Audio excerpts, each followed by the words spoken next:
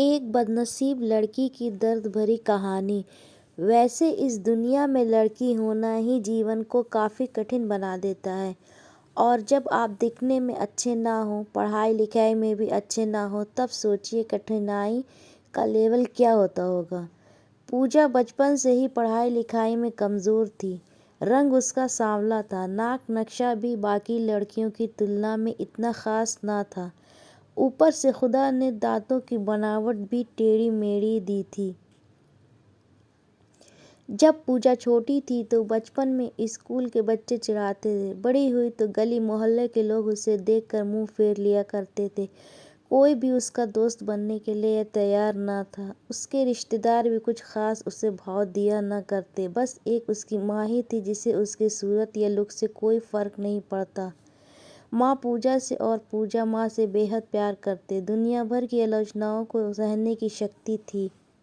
ماں پوجا کے لیے جب کوئی اسے ڈفر بول دیتا یا جب کوئی اسے بدصورت بول دیتا، جب پوجا کو شادی کے لیے دیکھنے آئے لوگ اسے بنا پسند کیے لوٹ جاتے، یہاں تک کہ جب خود کے پاپا ہی اسے منحوس بول دیتے، ماں ہی تھی جو اسے سمجھاتی کہ لوگوں کو بولنے سے کیا ہوتا ہے، تو میری پیاری بیٹی ہے۔ بھگوان کے لیے اتنے سارے انیاؤں کے باوجود پوجا جینا سیکھ گئی تھی، وہ خوش رہنا سیکھ گئی تھی۔ جو بھی گنے چنے لوگ اس سے باتیں کرتے، انہیں چٹکلے سنا کر ہنسایا کرتے، خود بھی ٹھہکے لگا کر ہنستا کرتا۔ اس کے علاوہ ایک اور بہت بڑی خوبی تھی پوجا کی، اسے کھانا بنانے میں بہت مزہ آتا تھا، اور نہ صرف کھانا بنانے میں مزہ آتا تھا، اس کا بنایا کھانا کھا کر لوگوں کو جو سواد آتا تھا وہ ان کو ترپت کر جاتا تھا، اور یہ اس میں اپنے آپ تو نہیں آیا تھا۔ دنیا کے ٹھکرائے جانے کے بعد اس نے اپنا سارا سمے کھانے کی ریسیپیز کی کتابیں، ریڈیو شو اور ٹی وی چینل کو سمرپت کر دیے تھے۔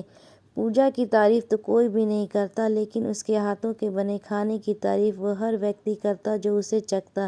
اس ایک گن کی وجہ سے پوجا اپنے آجو باجو کی عورتوں میں فیمس ہو گئی تھی، کیونکہ جسے بھی کھانا پکانا سیکھنا ہو یا کچھ نیا پکوان بنانا سیکھنا ہو تو وہ پوجا کے پاس آتی، اور پوجا بھی خوشی خوشی انہیں سب سکھاتی۔ اس کے پاس آنے والی عورتیں اچھا کھانا بنانا سیکھ جاتی، لیکن لاکھ کوشش کرنے کے بعد بھی پوجا کے ہاتھوں کا وہ جادو جو سب کو ترپت کر جاتا وہ کوئی نہ سیکھ پاتا۔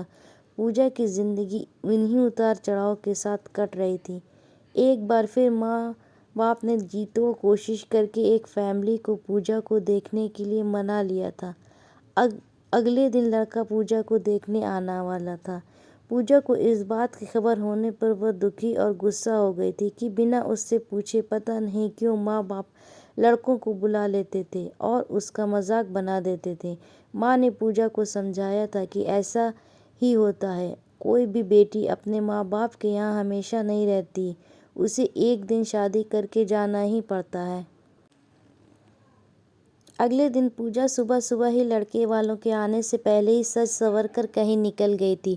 اس دن لڑکے والے گھر آ کر ماں باپ کو بہت کھری کھوٹی سنا کر گئے تھے۔ ویسے بھی پاپا کو پوجا پر ہمیشہ ہی غصہ رہتا تھا، لیکن اس کی اس حرکت نے ان کو غصے سے پاگل کر دیا۔ اس دن پاپا نے پوجا کا سارا غصہ ماں پر اتار دیا تھا۔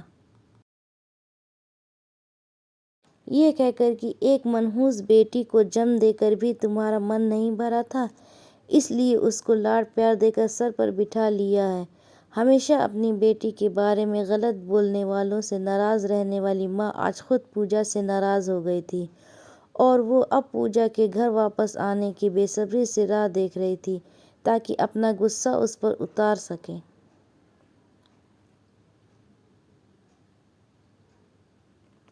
سورج ڈھلنے سے پہلے پوجا گھر لوٹ آئی تھی۔ اس کے چہرے پر ایک عجیب سی خوشی تھی، ہاتھوں میں ایک چیک تھا اور ایک سرٹیفکیٹ بھی۔ پوجا ماں سے کچھ کہنا چاہتی تھی، لیکن اس سے پہلے کہ پوجا اپنے منہ سے ایک بھی شبد کہہ پاتی، ماں نے اسے کھری کھوٹی سنانا شروع کر دیا۔ غصے میں ماں بولتے بولتے اتنا کچھ بول گئی کہ پوجا نے کبھی سپنے میں بھی نہیں سوچا تھا۔ ماں نے کہا، باقی سبھی لوگ صحیح تھے، تم سچ میں منحوس ہو، تمہاری وجہ سے ہر کوئی پریشان ہے۔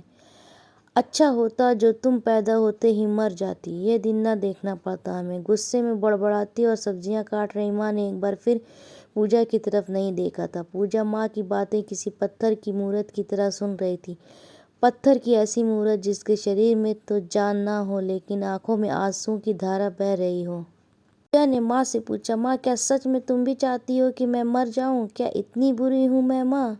अभी भी गुस्सा सर पर सवार होने की वजह से माँ ने कह दिया, हाँ। बिना एक पल भी सोचे पूजा ने सीधे अपने कमरे में जाकर कमरा अंदर से बंद कर लिया था। 1-2 मिनट बाद गुस्सा थोड़ा शांत होने पर माँ को अपनी गलती का एहसास हुआ तो पूजा के रूम की तरफ चली गई। उन्हें पता चला कि पूजा ने रूम को अंदर से बंद कर लिया है।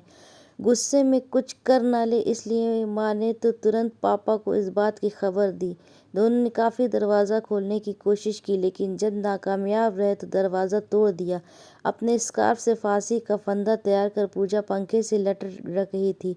ज़्यादा वक्त नहीं हुआ था, वह सिर्फ बेहोश हुई थी। माँ पापा ने तुरंत उसे पंखे से अलग किया और बेड पर लेटाया। पापा ने तुरंत डॉक्टर को फ़ोन किया। तब माँ का ध्यान बेहोश पड़ी पूजा के हाथ में पकड़ी एक चिट्ठी और पास ही पड़े 5 लाख के चेक और 5 स्टार होटल में शेफ की नौकरी के लिए कन्फर्मेशन लेटर पर पड़ी पूजा को जो अपने साथ लाई थी। पापा ने वह चिट्ठी खोलकर पढ़ी जो उसने अभी अभी लिखी थी। चिट्ठी कुछ इस प्रकार थी, मम्मी और पापा, मैं जानती हूँ मेरे जन्म से लेकर आज के दिन तक मैंने ऐसा कुछ भी नहीं किया है जिस पर आप गर्व कर सकें, लेकिन मैं आपको बताना चाहती थी कि आज मैं खाना पकाने के नेशनल लेवल कंपटीशन को जीत चुकी हूँ और यह 5 लाख का चेक मुझे प्रथम स्थान पर आने के लिए मिला था। जजेस को मेरा खाना इतना पसंद आया था कि उन्होंने मुझे एक बड़े होटल में बतौर मास्टर शेफ की नौकरी के लिए कन्फर्मेशन लेटर ही दे दिया था। पूरी दुनिया मेरे खिलाफ है, मुझे इस बात का कभी भी फर्क पड़ा ही नहीं था और ना ही बाबूजी की कड़वी बातें मैंने अपने दिल पर ली थी, क्योंकि मैं जानती थी बाहर से सख्त दिखते मेरे बाबूजी अंदर से तो मुझे प्यार ही करते थे।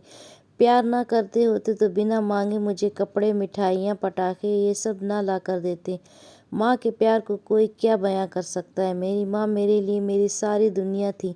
जब माँ मेरे साथ होती तो मुझे किसी बात की परवाह ना होती थी। मेरी माँ मेरी थी इसलिए मुझे किसी और की ज़रूरत ना थी। मेरी माँ मेरे साथ नहीं है तो मेरी दुनिया मेरे साथ नहीं है, इसलिए मैं आज दुनिया को ही अलविदा कह कर जा रही हूँ।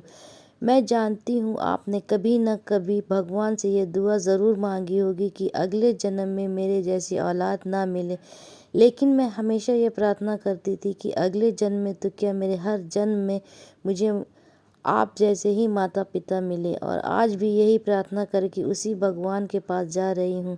चिट्ठी पढ़ते पढ़ते माँ और पापा सर से पाँव तक पछतावे में डूब गए थे और बेहोश पड़ी पूजा के सर पर हाथ फेरते हुए फूट फूट कर रो रहे थे।